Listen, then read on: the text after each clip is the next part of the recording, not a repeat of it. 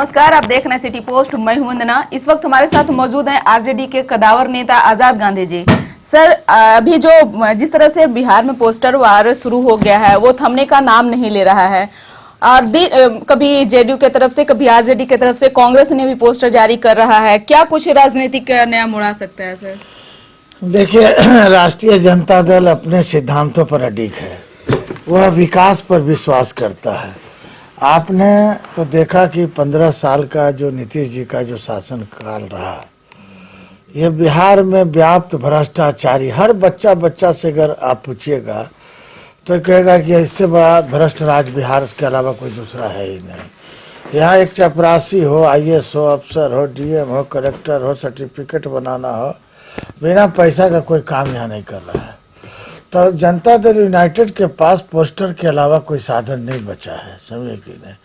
और हम लोग अपना नीति विकास की चर्चा, हम लोग अब देखिए कि लालू प्रसाद यादव जी रेल मंत्री थे, आज उनको जेल में डाले हुए। आप बताइए कि 5 वर्षों के दरमियान में लालू प्रसाद यादव जी ने रेल का विकास किया।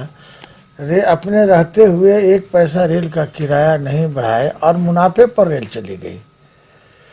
तो वो लोग विकास की बात सोचते हैं। 18 महीना भवन निर्माण के चार्ज में डिप्टी सीएम जी रहे और उस 18 महीना का कार्यकाल देखिए कि लोग कहते हैं कि भ्रष्ट का बेटा भ्रष्ट होता है। हमको तो लगता है लालू यादव दुनिया का ईमानदार व्यक्ति और उनका बेटा उससे भी ज़्यादा ईमानदार व्यक्ति कि 18 महीना का जब आप कार्यकाल देखिएगा तेजस्वी जी का, भवन निर्माण मंत्री जो भी मंत्रालय उनके अधीनस्थ रहा, वो विभाग ऊंचाइयों तक तय किया।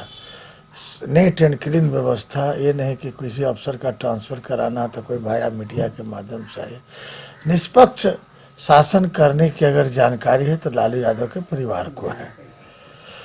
और अभी जो तेजस्वी यादव का बेरोजगारी रथ यात्रा निकलने वाले है, उसको लेकर क्या कुछ तैयारियां पूरी हो चुकी है या फिर और उसमें कुछ बाकी है जो आप तैयारी कर रहे हैं? ये जो बेरोजगारी रथ यात्रा है, पूरे बिहार के अवाम में, युवाओं में, गरीब गुरबा नौजवान, लगता है कि एक नई आशा का किरण का आगमन हुआ है। और वह किरण के रूप में, नई आशा के रूप में उस व्यक्तित्व का नाम है जिसका नाम तेजस्वी यादव जी है। और तेजस्वी यादव ने काफ़ी सोच के तहत पार्टी ने निर्णय लिया कि बढ़ती बेरोजगारी को कैसे रोका जाए।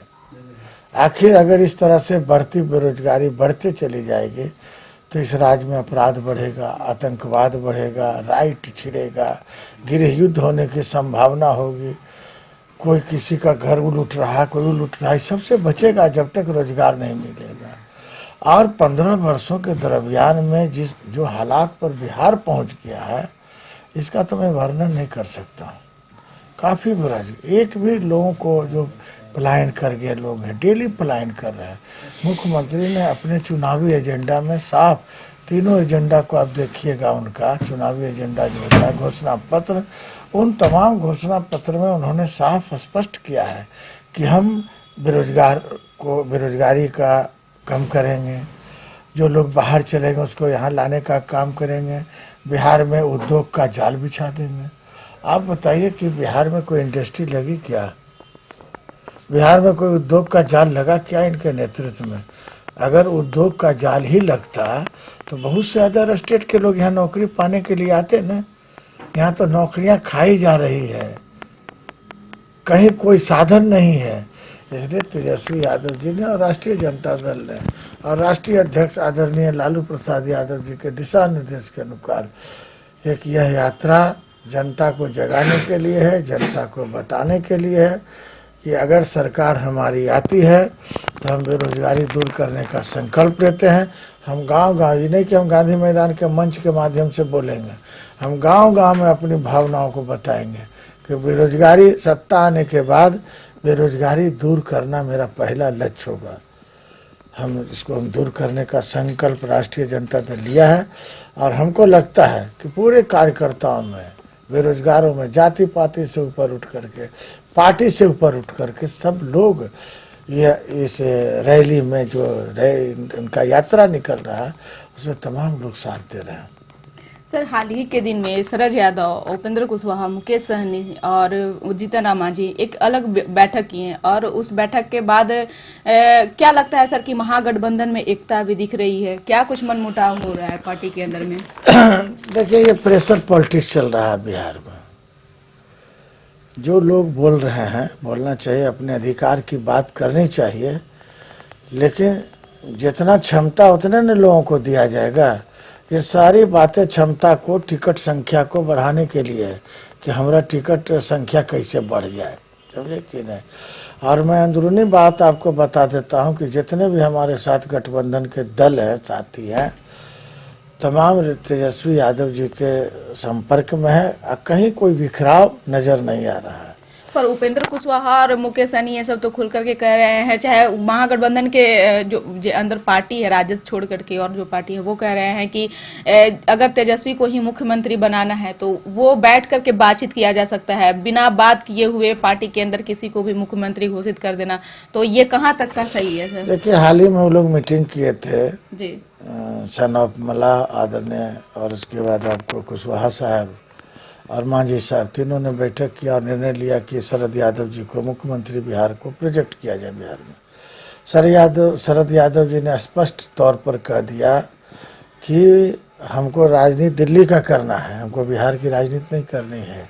और बड़ी पार्टी राष्ट्रीय जनता दल है और नेता प्रतिपक्ष है, तो हम इसके दावेदारी में हम नहीं हैं और तेजस्वी यादव जी को हम समर्थन करेंगे। और तमाम महागठबंधन के नेताओं ने अंदरूनी तौर पर निर्णय लिया गया है कि तेजस्वी यादव जी को मुख्यमंत्री के रूप में प्रोजेक्ट किया जाए। दूसरा चेहरा अभी महागठबंधन में सामने नजर नहीं आ रहा है।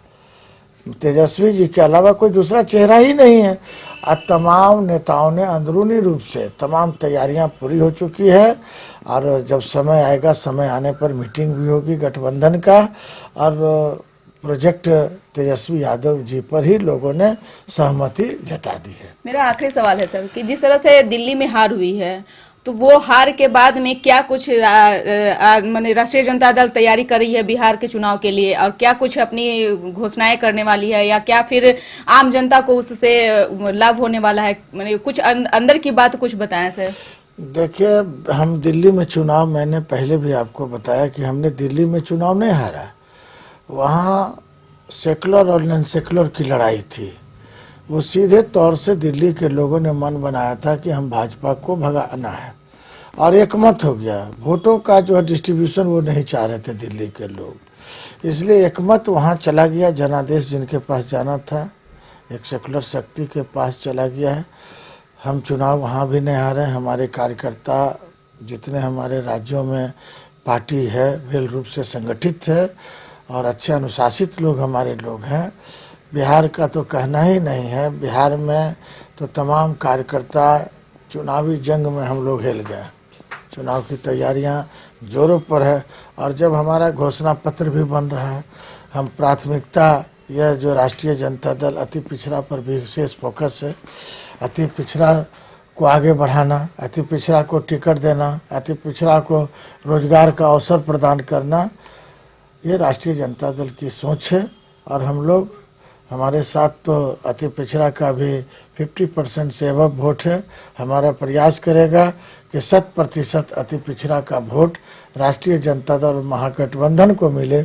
इसके लिए तेजस्वी यादव जी काफ़ी संघर्ष कर रहे हैं और हम लोग को ड्यूटी लगाए हैं, अति पिछड़ा जोड़ो, सरकार बनाओ। जी, तो बिल्कुल आजाद गांधी जी ने साफ तौर से कहे कि जो जिस तरह से अभी बिहार के चुनाव की तैयारियां चल रही है वो जोरों शोरों से चल रही है और हमें उम्मीद है कि इस बार बिहार की जो जनता है वो तेजस्वी यादव को ही वोट देंगे और उन्हें मुख्यमंत्री बनाएंगे। अब देखना यही होगा कि ये कहां तक इसमें ये सही होता है या फिर क्या राजनीतिक में बदलाव आ सकते हैं। इस खबर में बस इतना ही। अगर आपको हमारी खबर अच्छी लगे इसे अपने दोस्तों के साथ शेयर करें, हमारे यूट्यूब चैनल को सब्सक्राइब करें, बेल आइकन जरूर दबा दें। आपका सहयोग समर्थन लगातार सिटी पोस्ट को मिल रहा है, ऐसे ही सहयोग आगे भी बनाते रहें। धन्यवाद।